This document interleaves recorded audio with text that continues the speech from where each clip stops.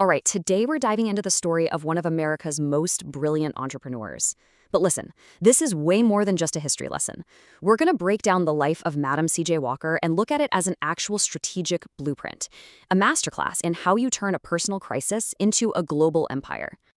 And this quote right here, it just says it all, doesn't it? I got my start by giving myself a start.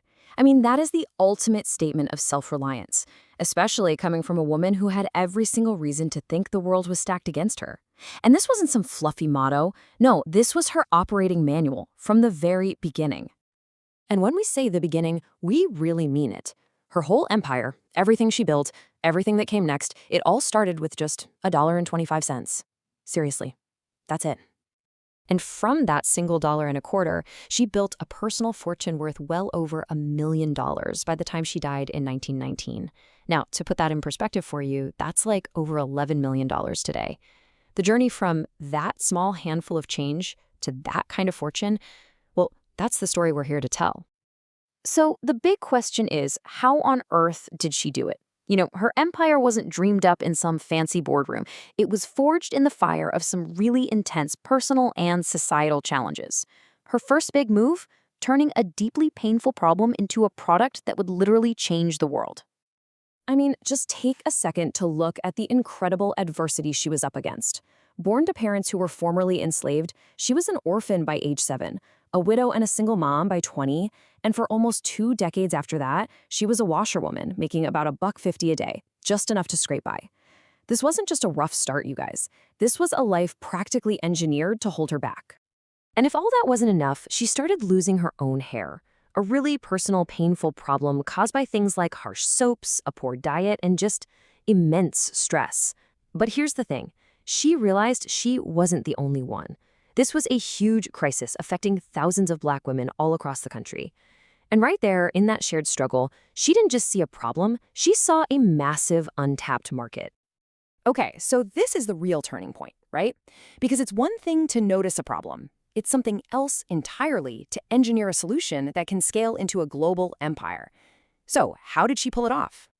Well, she didn't just go out and find some product that already existed. Nope, she created her own. After working for another haircare company for a bit, she developed her own unique formula. And this was so much more than just a cream in a tin. It was the foundation of a brand new identity.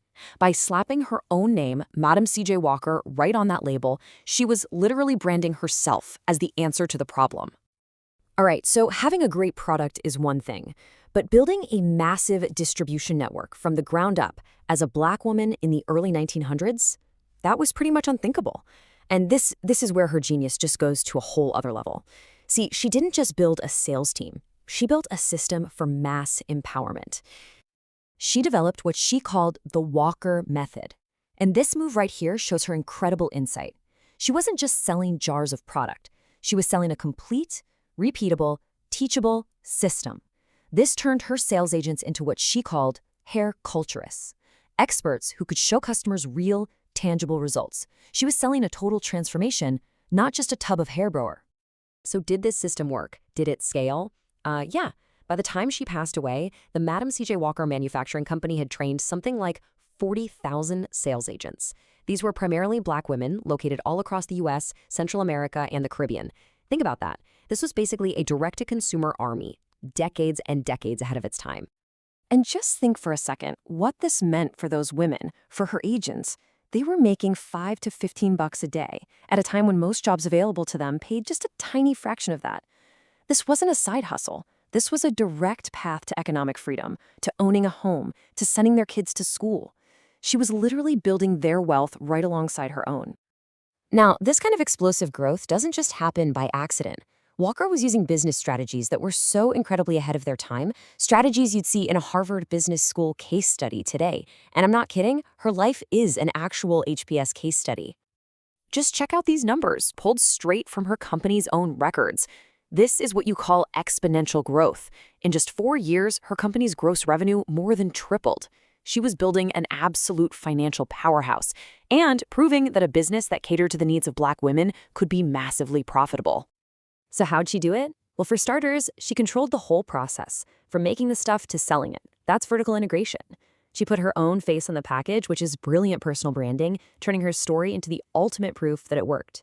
She even incorporated her company way back in 1911 to protect it legally, something that was super rare for Black entrepreneurs at the time. Mail order, door-to-door sales, beauty parlors, she had multiple streams of revenue. She was just playing chess while everyone else was playing checkers. But that kind of relentless drive for growth, it can create friction, even at home. Her husband, CJ Walker, he wanted what we'd call a lifestyle business today. He was ready to slow down, play it safe, and just enjoy the money. But Madam Walker?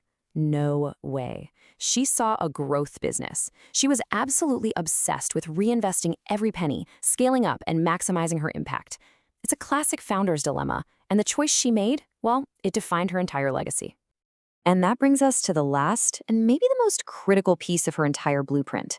See, for Madam Walker, the business was never, ever just about the money. It was a tool. It was a vehicle for a much bigger mission. It was a full-blown movement. I mean, she said it herself, plain and simple. She wasn't satisfied just making money for herself. Her goal was to provide jobs for hundreds, then thousands of women of her race. This idea of empowerment wasn't an afterthought. It was hardwired into her company's DNA right from the start. For her, profit and purpose weren't two separate things. They were fuel for each other. And boy, did she put her money where her mouth was. We're talking about the largest single donation by an African American at the time to the NAACP's anti-lynching campaign. She funded schools, community centers like the YMCA. She even put it in her will that 2/3 of her company's future profits would go to charity. Her giving wasn't random. It was every bit as strategic as her business plan. And here's a perfect example of how she fused that economic power with real political action. She didn't just write a check and walk away. In 1917, at one of her agent conventions, she organized them to send a telegram directly to President Woodrow Wilson, demanding that he make lynching a federal crime. She literally mobilized her sales force into an army for social justice. So when you look at the whole picture, the complete blueprint of her life, from that tiny $1.25 investment to a multi-million-dollar empire that bankrolled a social movement, it really all boils down to one powerful question. It's a question her life asks every single one of us. What's your legacy going to be, beyond just the numbers on a balance sheet? Madam C.J. Walker, well, she gave us one of history's most powerful answers to that question.